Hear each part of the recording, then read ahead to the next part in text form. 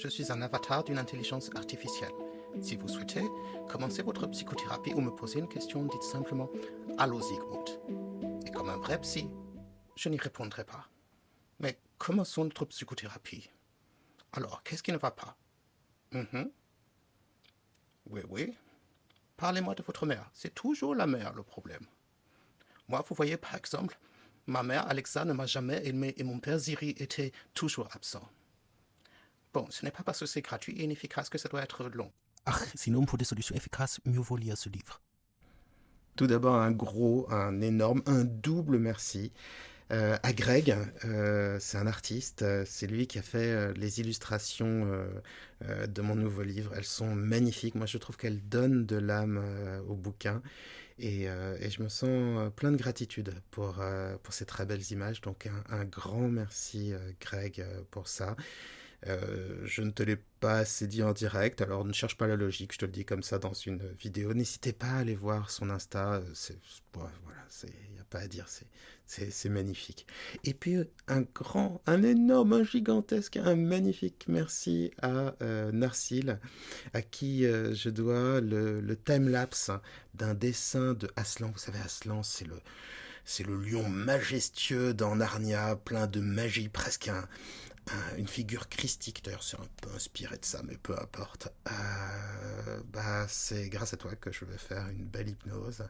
Donc merci beaucoup. J'adore faire des séances d'hypnose avec des artistes parce que j'essaye de me hisser à leur niveau et de faire quelque chose de moi aussi bien. C'est pas évident, mais le fait est que ça fait de très belles séances d'hypnose ensuite.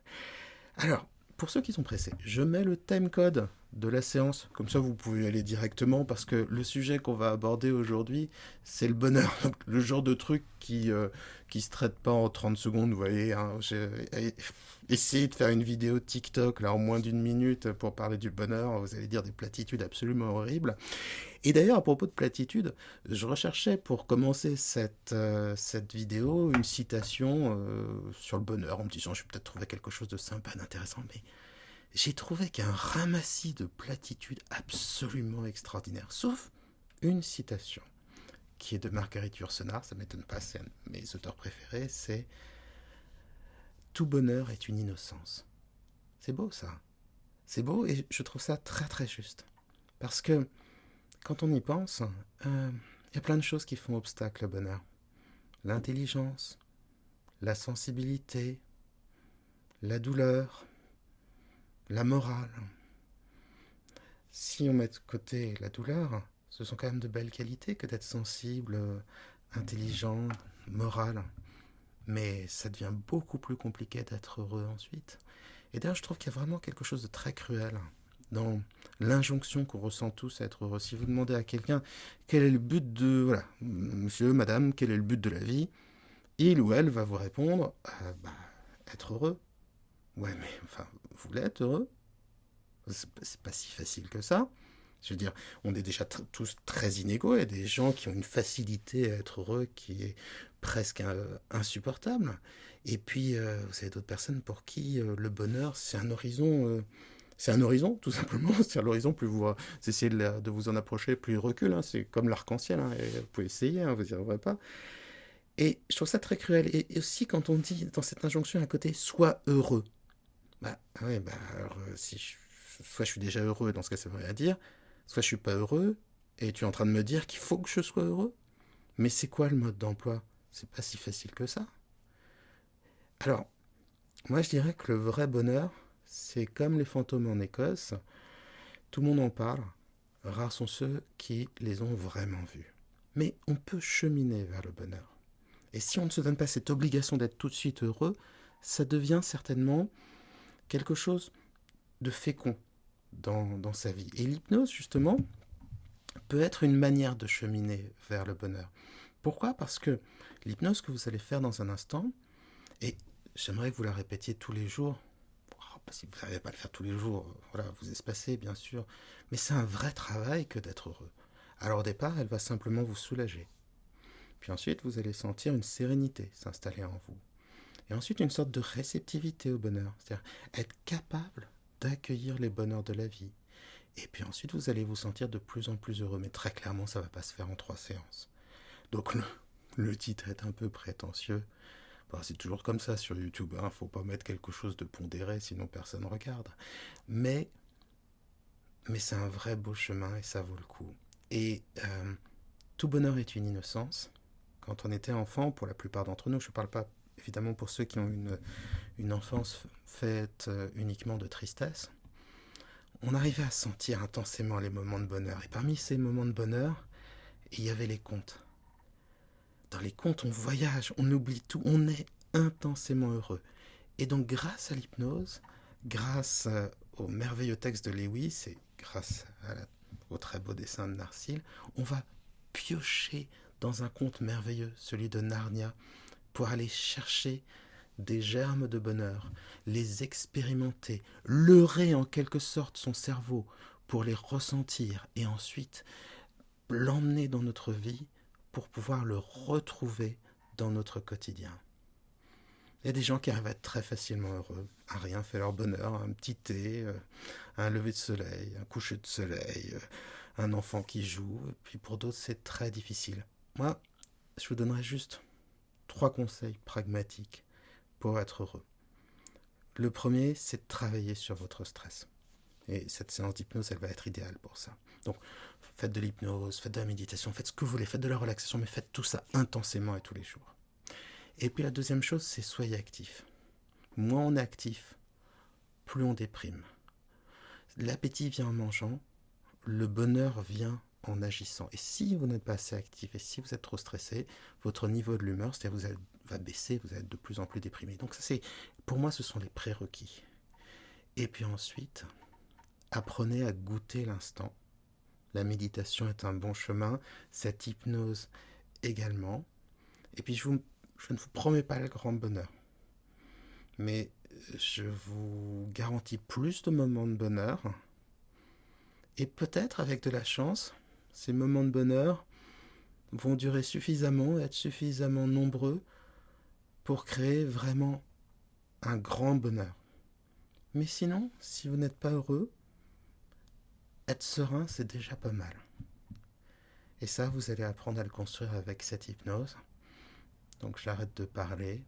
Je ne vais pas ajouter une banalité à toutes les banalités qu'on peut dire sur le bonheur. Et je vous souhaite une belle hypnose, pleine d'un vrai sentiment de soulagement et pleine de graines de bonheur comme ça, qu'elles puissent se planter dans votre vie et germer si possible, et bien faire le plus bel arbre qui soit. Il y a cette chanson de Ray Ventura dont on a tous entendu les paroles. Qu'est-ce qu'on attend pour être heureux ? Qu'est-ce qu'on attend pour faire la fête ? La route est prête, le ciel est bleu. Mais ce n'est pas là la bonne question. La bonne question est la suivante, c'est que faire pour apprendre à être heureux ? Car ce n'est pas un chemin si facile que celui du bonheur. L'hypnose et votre inconscient seront les meilleurs maîtres pour vous en apprendre le chemin, la manière d'y parvenir. Et pour cela, il faut bien sûr prendre son temps, accepter de répéter si possible quotidiennement cette séance et simplement percevez les choses ainsi. Avec l'hypnose, vous n'allez pas leurrer votre cerveau. En transe, simplement, vous serez suffisamment bien et suffisamment proche de vos besoins, de qui vous êtes vraiment, pour sentir monter en vous les chemins, les moyens d'accéder à votre bonheur. Mais cela demande du temps, bien sûr, de la répétition. Alors au départ, vous serez simplement de moins en moins mal, puis de mieux en mieux, puis de plus en plus joyeux. Et un jour, je suis confiant, vous arriverez à être heureux. Mais savourez ce chemin. Alors, pour commencer simplement, commencez à fixer un point et à observer cette sorte de petit miracle qui se développe comme cela devant vos yeux.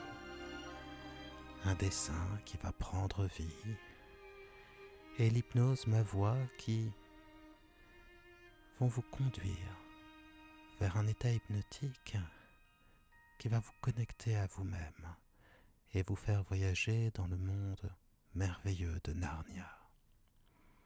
Car c'est souvent dans les contes que l'on peut trouver non seulement des pistes de sagesse, mais aussi les moyens d'être heureux. Quand vous étiez enfant, si vous avez eu la chance, cette chance extraordinaire d'avoir des parents qui prenaient le temps soit de vous inventer des histoires, soit simplement de vous lire des contes, c'est peut-être à ces moments-là que vous avez été le plus sincèrement heureux. Alors utilisons ce chemin. Apprenons le cerveau à retrouver cette joie puissante que vous avez certainement déjà connue. Et pour cela, vous n'avez aucun effort à faire. Seulement à écouter ma voix. Et si à certains moments votre esprit décroche, c'est volontaire, c'est pour vous apprendre à lâcher prise. Alors, certains mots, certaines phrases vous échapperont. Et c'est tout à fait normal. Peu importe aussi le moment où vos yeux se fermeront pour entrer en transe, ce sera peut-être au chiffre 5 ou au chiffre 1 dans le décompte que je vais faire. Mais cela n'a pas d'importance, car de fois en fois, vous allez entrer de plus en plus rapidement et facilement dans cet état merveilleux, presque un état de félicité, de calme, qu'est la transe. Et rien que de pratiquer l'hypnose, cela vous le rendra plus quotidien, plus facile d'accès. Oui, vous allez littéralement apprendre à être bien. Et cela commence simplement par une hypnose. 5. Par ma voix qui vous accompagne, qui va se préciser en vous pour vous guider à son rythme, mais qui est déjà un cran plus précise, alors que les bruits autour de vous vont pouvoir à leur rythme passer au second plan, peut-être même disparaître. Et vous voyez, l'hypnose c'est ça, c'est un chemin vers l'abstraction de l'extérieur, qui se traduit au départ par des choses toutes simples. C'est cette respiration, par exemple, qui est plus lente, plus régulière, plus absorbée en quelque sorte. Souvenez-vous de ces moments où vous étiez dans un lit et qu'on vous lisait un conte, ou quand vous étiez absorbé dans la contemplation d'un dessin animé, d'un film. La respiration devenait plus lente et plus régulière, comme elle le devient maintenant, et petit à petit, vous accédiez à un autre monde, celui de l'imagination, celui du merveilleux. Et puis d'autres choses aussi s'installent. Ce sont les signes de cette intériorisation, c'est, par exemple, les sensations du corps qui deviennent plus précises, le contact de l'air contre le visage, le contact de l'air contre les mains, et simplement aussi le fait d'observer ce dessin, les traits qui se précisent, les couleurs aussi, déjà pouvoir reconnaître la forme majestueuse d'un lion, percevoir son regard, déjà pénétrant et presque hypnotique, se laisser gagner par la beauté des jaunes, qui crée comme une sorte de flamboiement dans la fourrure de cet animal, le roi des animaux, et percevoir déjà sa majesté, deviner sa sagesse. Fixer son attention sur ce regard, c'est déjà commencer à entrer en transe.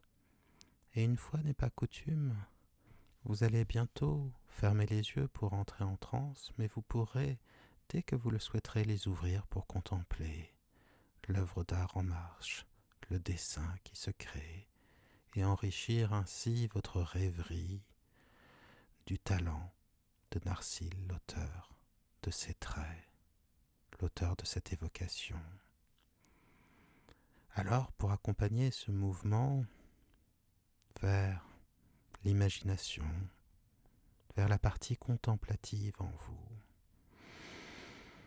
Prenez 2 inspirations profondes, comme si vous vouliez aspirer la beauté de ce noble animal, comme si vous vouliez passer à quelque chose d'autre, déjà gagner le monde merveilleux de Narnia, déjà être en transe encore plus que vous ne l'êtes maintenant, et après laisser votre respiration s'approfondir toute seule.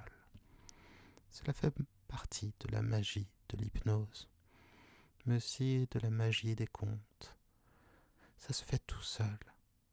L'inconscient rêve pour nous, et de la même manière, les sensations vont se préciser de plus en plus en vous, sans qu'il soit nécessaire de faire le moindre effort. Alors, pendant que les pensées s'accrochent et se décrochent, se rejoignent, se disjoignent, créent leur propre forme, leur sous-forme, dans une sorte d'évolution permanente, comme l'est, le tempo même de la vie et du changement du temps donc qui passe. Vous entrez plus profondément en transe, et cette respiration calme et profonde dont vous sentez le passage par les narines jusque dans les poumons, formant ainsi des racines de calme, vous ancrant dans un état de calme, de sérénité, l'ataraxie en quelque sorte, la fin du trouble, des inquiétudes progressives de plus en plus inscrites en vous. C'est le chemin vers lequel vous vous dirigez.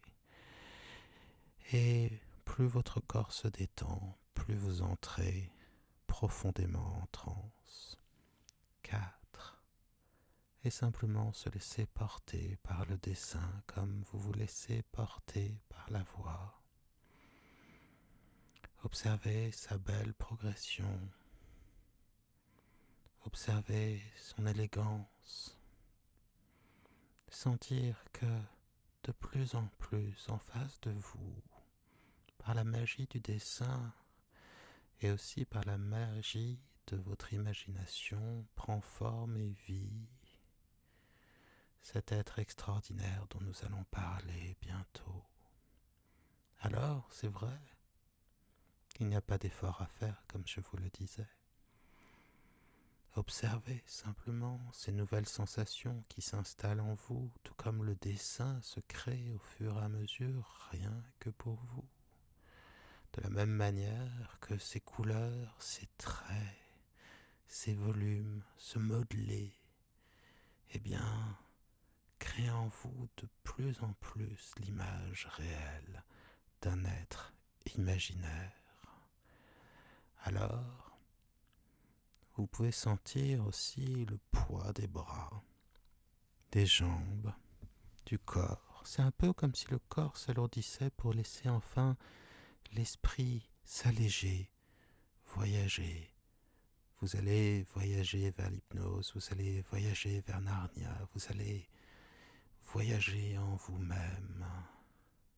Alors c'est normal que le corps soit lourd dans ce calme de plus en plus souverain pour que l'esprit, lui, léger, libre de toute encre, s'envole et se laisse porter par les vents de l'hypnose.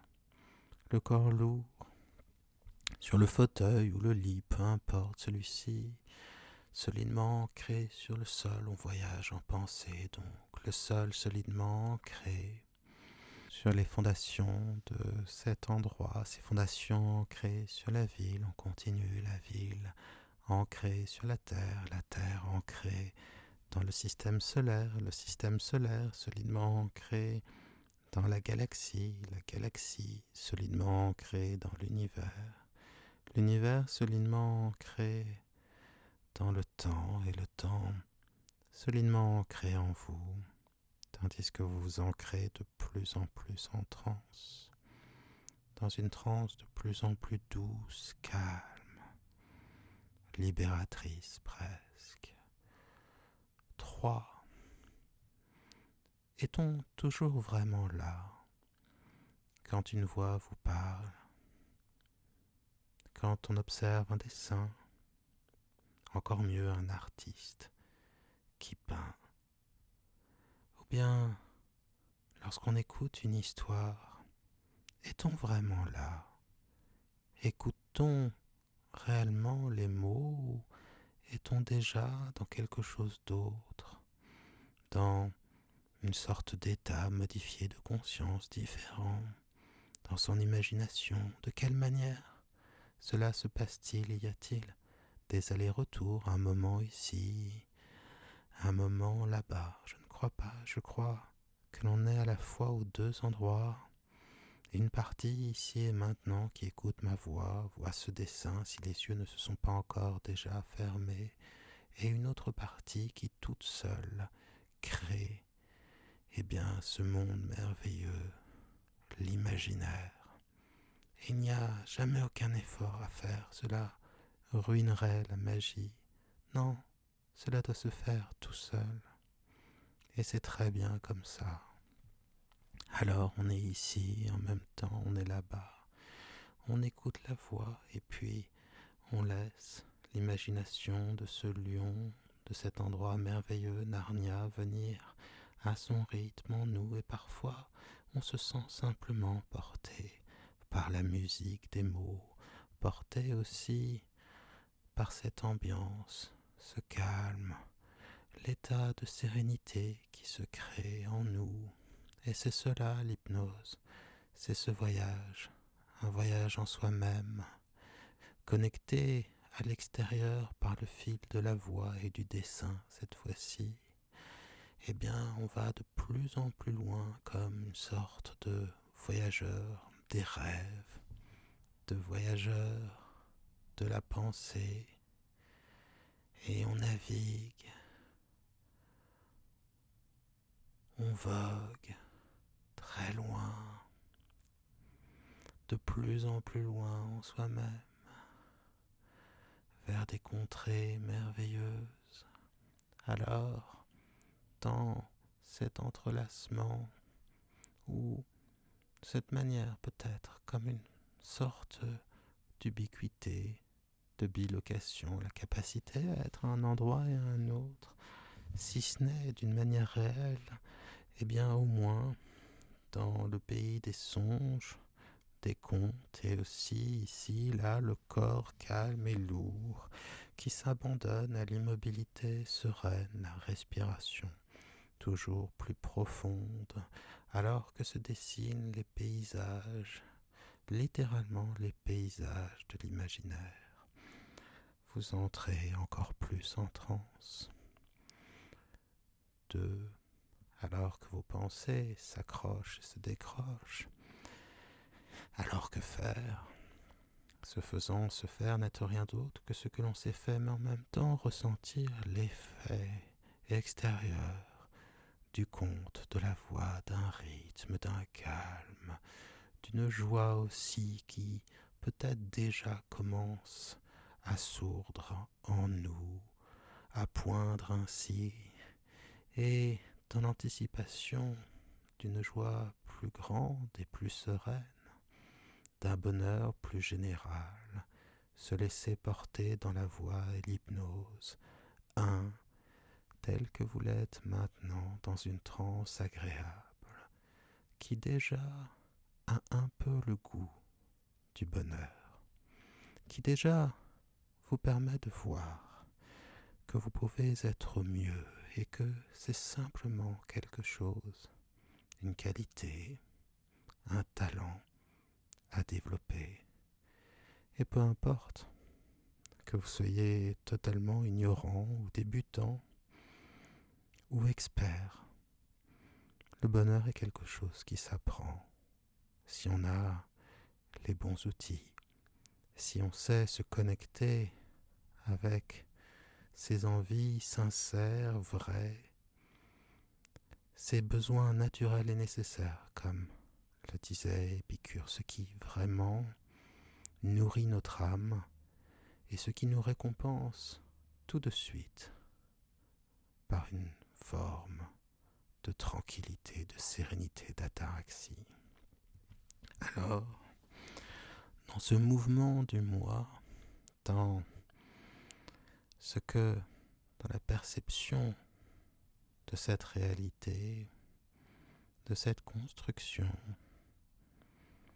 des talents même que l'on développe, les ressentis aussi, comme une sorte de cercle vertueux, de boucle, comme aussi dans cette évolution où tout est renaissance, où tout est capté inconsciemment par l'esprit inconscient justement, lorsque le conscient s'endort ou le plus souvent d'une manière parallèle, quand l'évocation du bonheur commence déjà à créer le goût, l'appétence, la réceptivité à ce bonheur lui-même, vous entrez encore plus en transe, dans une transe encore plus calme et merveilleuse.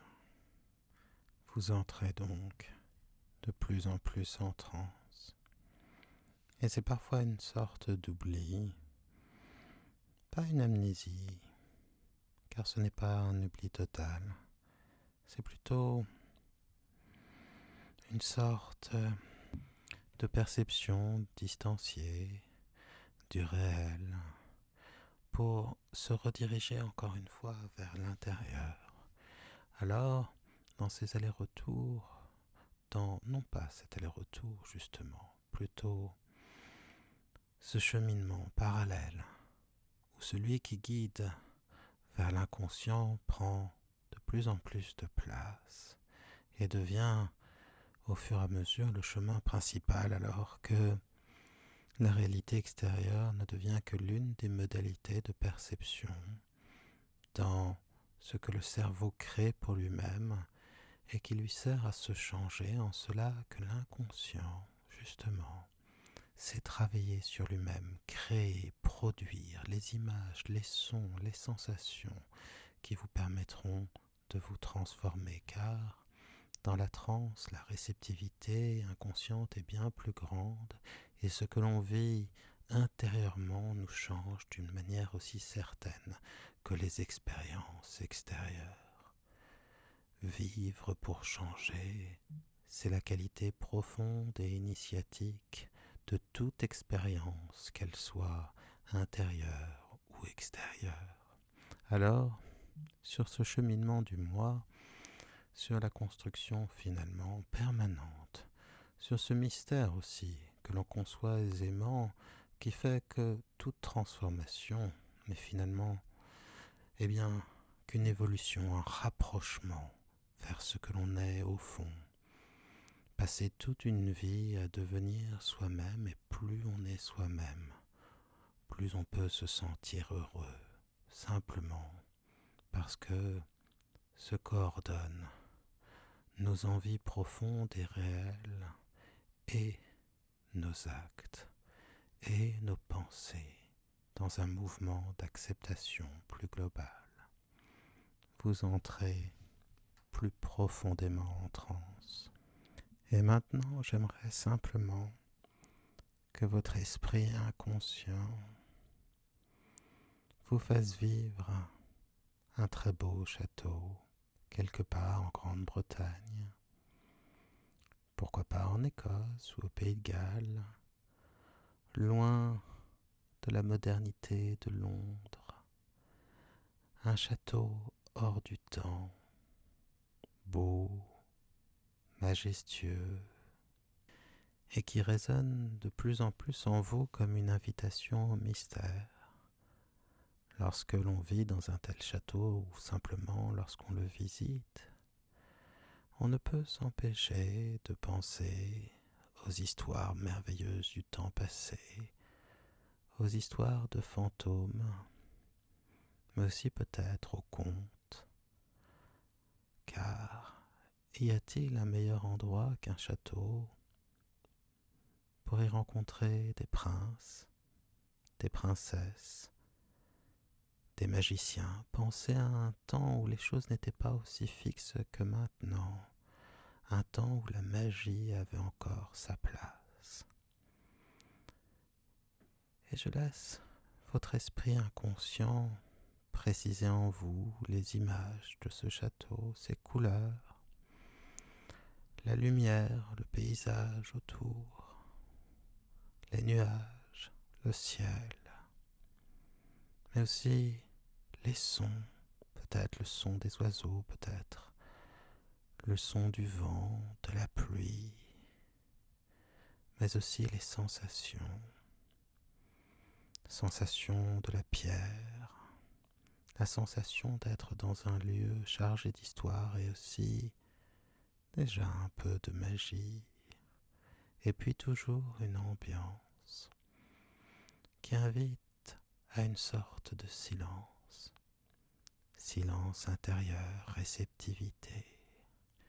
Et j'aimerais que votre inconscient vous fasse vivre et ressentir cela comme si vous étiez à nouveau un enfant ou un adolescent. Il y a dans l'enfance et l'adolescence les plus grandes ressources de bonheur et de tristesse. Mais il y a une réceptivité, une ouverture merveilleuse à laquelle j'invite votre inconscient à vous connecter. Alors pour une fois, redevenez cet enfant, cet adolescent et parcourez les pièces de ce château.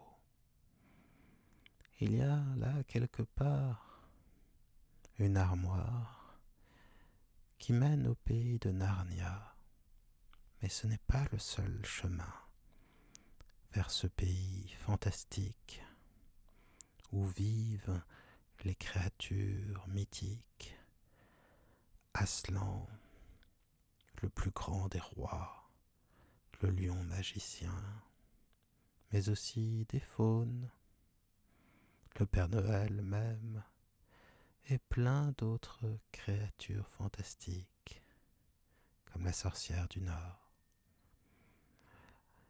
Un pays où les animaux peuvent parler encore. Alors, c'est peut-être cette armoire que vous allez découvrir, ou peut-être passerez-vous par un passage secret dans une bibliothèque, ou peut-être irez-vous dans une grande cheminée éteinte et découvrirez-vous que c'est aussi un passage vers ce monde magique de l'enfance, vers ce monde qui existe encore en vous, même si des épaisseurs et des épaisseurs de quotidienneté, d'obligation, de souffrance et de connaissance ont pu vous le faire oublier un temps. Alors si vous décidez de passer par cette armoire, vous y trouverez de vieux manteaux, des fourrures, et vous découvrirez qu'elle n'a pas de fond, que vous pouvez avancer toujours plus avant, jusqu'à vous trouver dans le pays de Narnia. C'est ça. Faites la bascule maintenant. Trouvez la porte qui vous dirige droit vers ce monde merveilleux, tout aussi réel que l'extérieur, parce que simplement, c'est vous qui le créez, il est réel pour vous. Et ce que vous allez y vivre, eh bien, va vous transformer tout aussi sûrement que les expériences faites dans le monde. Et comme vous êtes guidé par ma voix et par l'hypnose, et parce que votre inconscient est à la manœuvre, ce seront toujours les choses les plus belles et les plus nécessaires qui apparaîtront et s'installeront en vous. Alors à quoi va ressembler votre pays de Narnia? À quelle saison allez-vous trouver ce magnifique pays? Allez-vous le trouver sous la neige, beau, silencieux et blanc? Allez-vous découvrir cette nature magique aux couleurs de l'automne, cuivre, argent et or? Ou bien le verrez-vous l'été au moment où la nature offre enfin ses fruits, ou pourquoi pas au printemps. Alors Narnia, tout dans Narnia, semble comme une promesse de joie. Encore une fois, les images, les sons, les sensations vont se préciser. Et ce monde merveilleux va prendre forme et vie autour de vous. Et vous l'aurez remarqué, quel que soit le conte, quel que soit le mythe, il faut un passeur, il faut quelqu'un qui vous accompagne. C'est la figure de Virgile dans la Divine Comédie, la figure d'un faune dans la première partie de Narnia, mais aussi de drôles d'animaux qui ont la parole. Mais comme nous sommes ici dans le pays de tous les possibles, au centre même de votre inconscient, celui ou celle, animal, homme ou femme, créature magique ou non qui va vous accompagner, eh bien ce sera la personne, l'être nécessaire à votre cheminement. Et il va faire une chose toute simple. Il va vous guider jusqu'au roi Aslan, le lion, un lion qui parle, un lion dont la magie est belle, puissante, un lion dont le cœur et la sagesse sont tels qu'il saura vous dire les vérités nécessaires à votre bonheur. Alors, quelle créature aujourd'hui pour vous accompagner? Un faune? Un castor qui parle? Un sorcier? Des amis peut-être? Voyez, votre inconscient sait ce qui est bon pour vous et cela se précise. Ensuite, il suffit de choisir le moyen de locomotion. Vous déplacerez-vous en traîneau? Allez-vous pouvoir voler comme les fées dans ce royaume? Ou simplement marcher? Ou galoper à dos de cheval? Ou descendre une rivière belle, claire, puissante elle aussi, la descendre sur une barque? Le chemin est le début de la sagesse. Le voyage toujours initiatique en cela qu'il nous change. Alors je vous laisse avancer, découvrir le pays de Narnia. Il y a des ruines majestueuses à découvrir, les ruines des châteaux des grands rois. Il y a des palais de magiciens, il y a des huttes construites par des animaux qui parlent, il y a des fées, des forêts enchantées, il y a tout ce que le cœur et l'imagination et le merveilleux permettent d'imaginer et d'accueillir en soi. Alors, le voyage se précise et vous avancez confiant vers Aslan, qui vous dira ces grandes vérités nécessaires en vous pour mettre en place le changement. Et déjà, rien que de cheminer vers cette promesse, celle d'une parole vraie, qui vous connaît intimement, qui sait ce que vous êtes au fond et ce dont vous avez besoin, eh bien déjà, le discours d'Aslan se prépare en vous et votre inconscient devine ce qu'il va devoir créer pour vos yeux et vos oreilles pour permettre d'aller toujours plus avant vers le bonheur.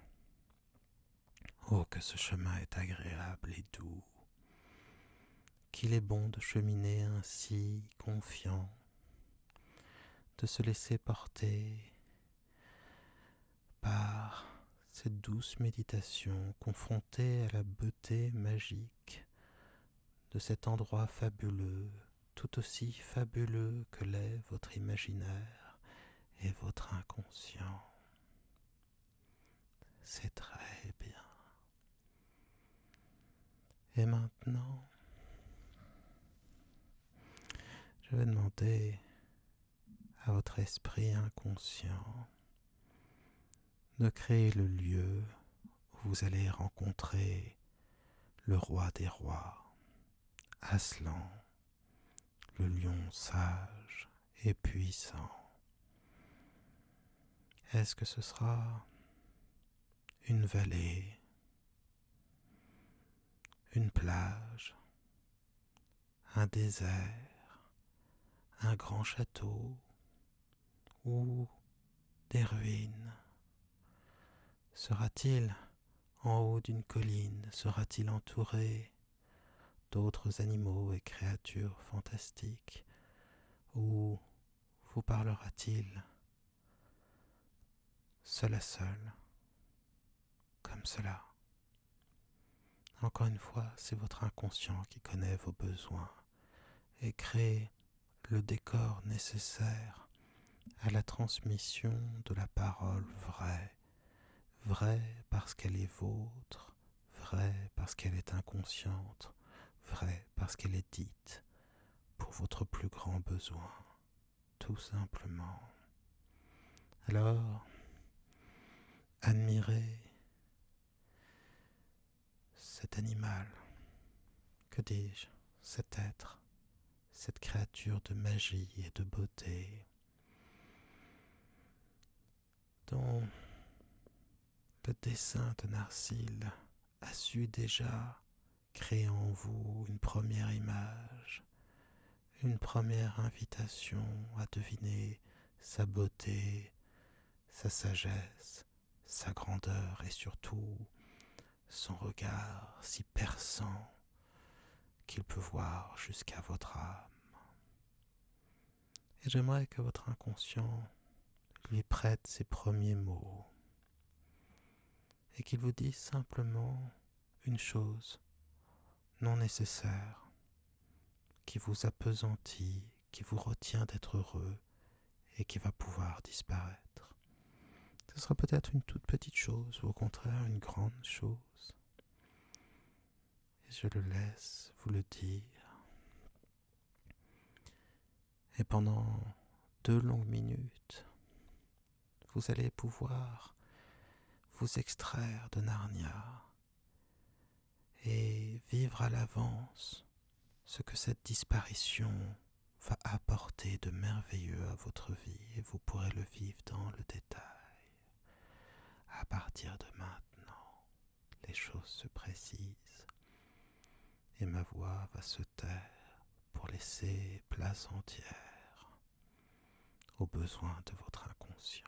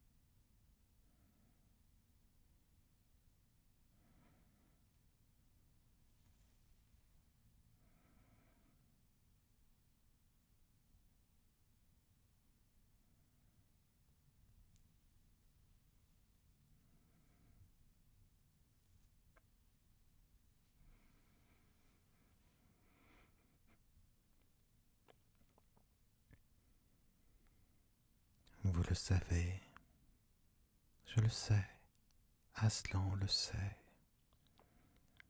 Pour être heureux, il faut voyager léger, savoir se défaire des choses inutiles qui nous retiennent. Il faut aussi créer et vivre pleinement la possibilité des petites joies qui cumulées font les grands bonheurs. Se donner la chance de les ressentir, se donner les moyens de les vivre.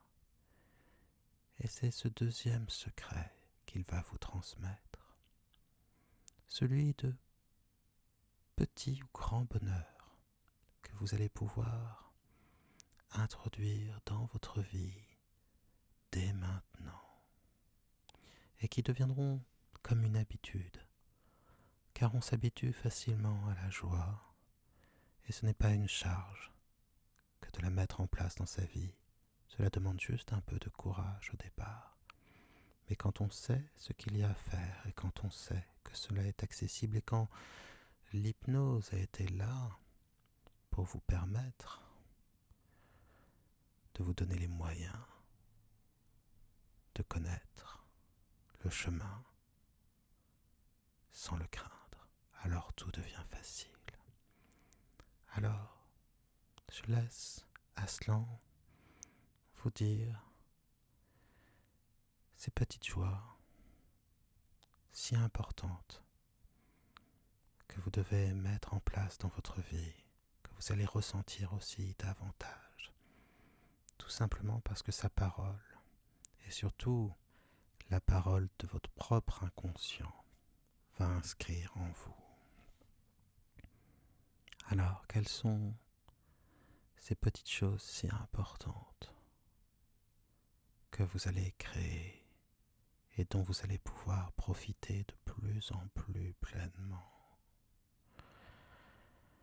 Et pour que ce chemin vers le bonheur, ce chemin passant par des petits pas, ô combien important, parce qu'il faut l'énergie d'être heureux et que si on ne se nourrit pas de petits bonheurs, on n'a pas l'énergie, on est trop fatigué pour aller conquérir les grands bonheurs. Alors, voilà, sa voix exprime vos besoins. Et pendant 7 minutes, vous allez pouvoir vivre à l'avance ces petits bonheurs et percevoir déjà de quelle manière ils vont alléger votre vie et vous permettre d'être réceptif au bonheur futur. Je vous accompagne en silence pendant 1 minute.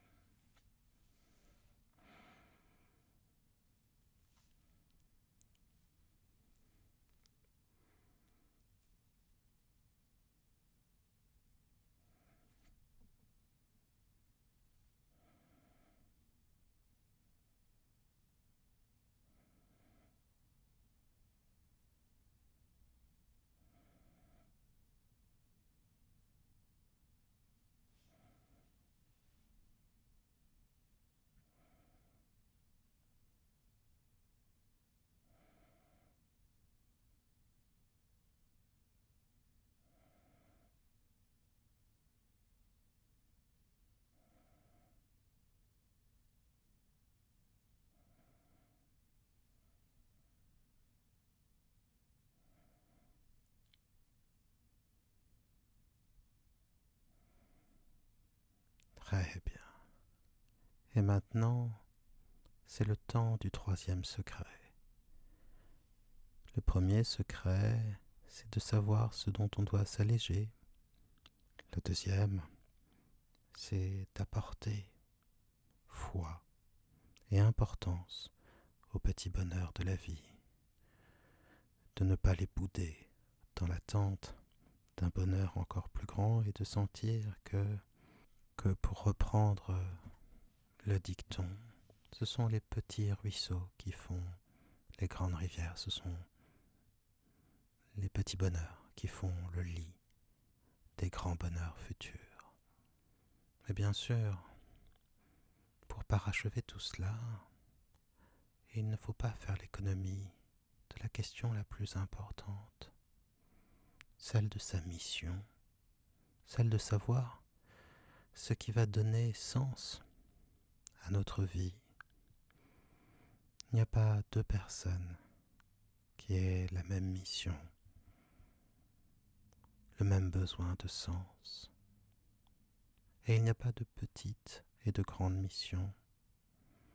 L'important, c'est de percevoir de mieux en mieux ce pourquoi vous êtes fait, ce pourquoi vous êtes utile, et de vous mettre à servir, oui, servir, ce qui sera votre plus grand bonheur et vous dirigera tout simplement vers vous-même. Alors, ce qu'Aslan va vous dire à l'instant, ce n'est peut-être pas encore la révélation de cette mission, mais ce sera déjà une manière de donner plus de sens à votre vie. Et encore une fois, le sens se nourrit du sens.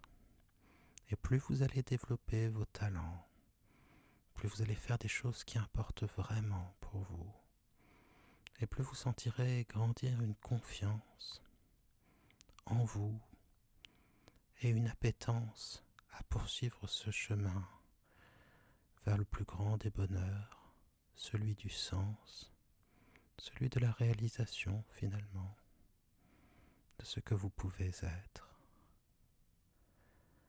Alors, accueillez ces mots.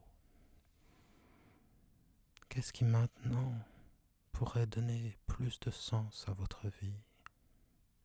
Et peu importe si ce n'est qu'une étape, du moment qu'elle vous dirige, du moment qu'elle vous accompagne, du moment qu'elle fixe en vous d'une manière de plus en plus précise le cap nécessaire à votre vie. Je vous laisse écouter ces mots sages, simples, en même temps si évidents une fois qu'on les a entendus. C'est à cela qu'on reconnaît la présence du sens. Quand il est accepté, quand il crée en nous une sérénité, une joie, une densité plus grande. Et pendant 2 longues minutes, vous allez pouvoir vivre à l'avance ce que la poursuite de ce sens, ce que ce changement ô combien concret dans votre vie va faire évoluer dans votre vie, mais aussi en vous-même. Et je vous accompagne en silence pendant ces 2 minutes.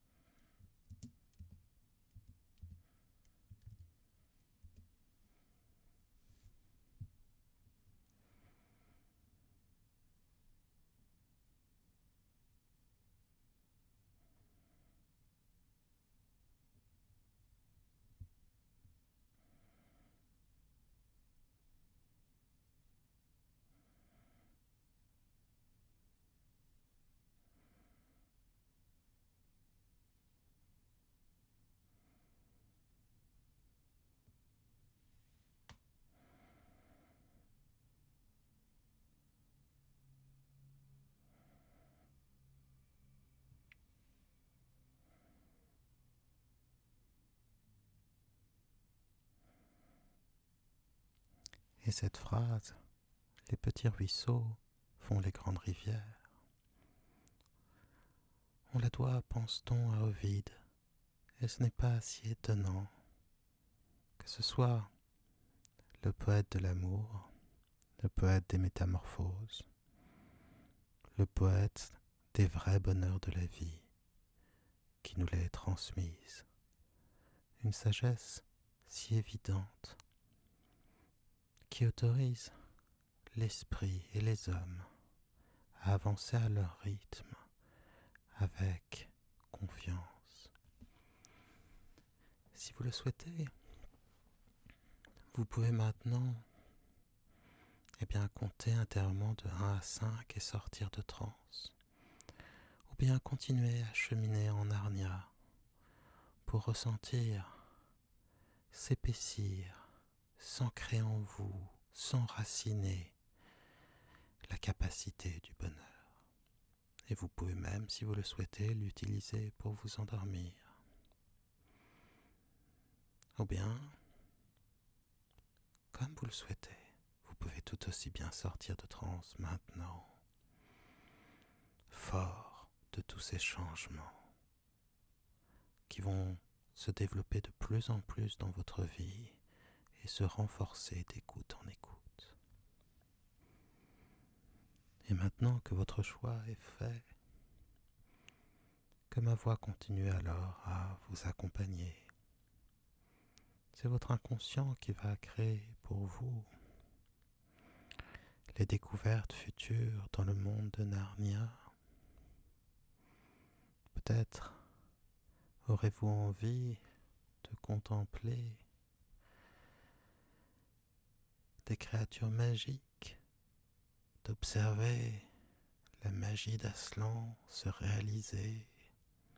Peut-être aurez-vous envie de vous lancer dans une quête pour découvrir un secret autre caché, ou simplement pour découvrir l'amour, ou simplement pour être bien, et laisser au merveilleux, justement, la possibilité donc de vous émerveiller. Alors, ma voix, elle, va servir désormais à approfondir l'état de transe, à ajouter encore calme et sérénité, et si vous le souhaitez, à vous accompagner jusqu'au sommeil. Tous les chemins sont ouverts. Peut-être que d'autres révélations auront lieu pendant ce parcours, ou peut-être non.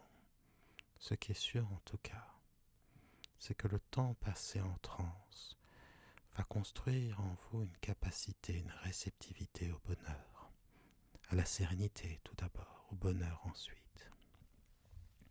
Alors, dans les chemins de l'inconscient, dans cette évolution, dans ce qu'elle crée, développe, recrée et dit finalement de sa propre dynamique interne, de ce qu'est la magie, la capacité à changer finalement ce que l'on croit immuable et qui ne l'est pas, tout simplement.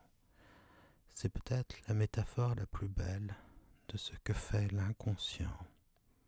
Changer, transformer ce qui est faussement immuable pour vous rapprocher toujours davantage de votre réalité, de votre vérité, de votre être réel, sincère et vrai de vous-même.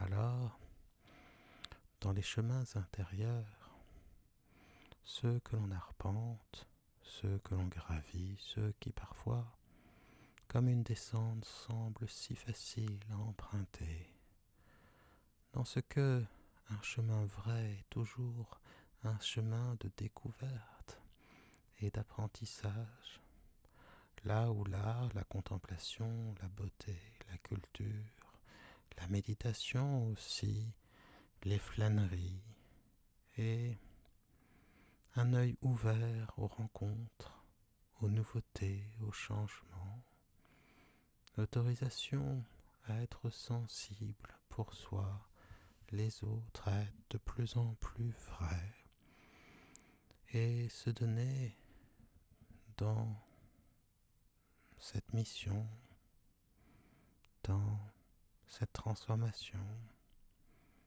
dans ce cheminement pour arrêter d'utiliser des mots trop prétentieux et se rapprocher métaphoriquement, mais aussi dans le ressenti simple de l'expérience que tout à chacun a dans le déroulement de sa vie, dans l'histoire qu'il veut écrire. Alors, une partie de vous est loin sur ce fauteuil, ce canapé, ce lit, tellement détendu, immobile, lourd et calme. Le corps se repose pour vivre à nouveau. Le cœur se repose pour aimer à nouveau. La respiration se repose pour donner souffle et énergie à la vie. Tout se repose et reçoit, par la grâce de l'esprit inconscient, les changements nécessaires en cheminant sur les routes, les plaines, les vallées, les mers et même les montagnes, les tunnels et les gorges du pays magique de Narnia, là où tout est symbole et tout parle à l'esprit et au corps pour les changer, pour leur faire accomplir leur destinée ou en tout cas les rapprocher tout simplement d'eux-mêmes. Et c'est en ce que le symbole, la métaphore, le conte, la magie ont de plus beau, que l'on trouve certainement les clés d'une nouveauté nécessaire, peut-être même les outils nécessaires au quotidien, à une évolution à la fois inconsciente telle qu'elle a lieu dans cette hypnose, mais aussi un travail plus conscient qui aura lieu plus tard, en temps utile, dans votre vie du quotidien. Mais savourons la magie, la beauté, les surprises de grâce, ces paysages magnifiques, ces êtres merveilleux que vous allez rencontrer. Et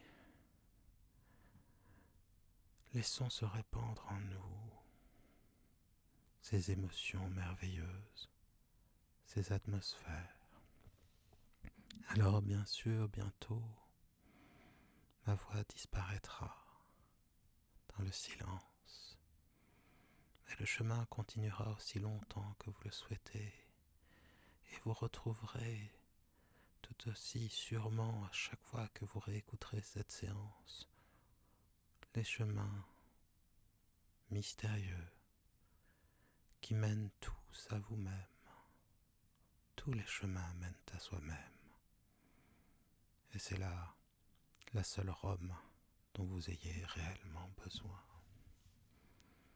Alors, dans ce monde de rêves, de charme, de mystère, de beauté, de nature, de vérité et de sagesse, rien que le fait d'y être, rien que le fait d'avancer, s'opère l'opération justement, j'allais dire presque sacrée, d'un rapprochement vers l'essentiel, une sorte de simplification et en même temps d'enrichissement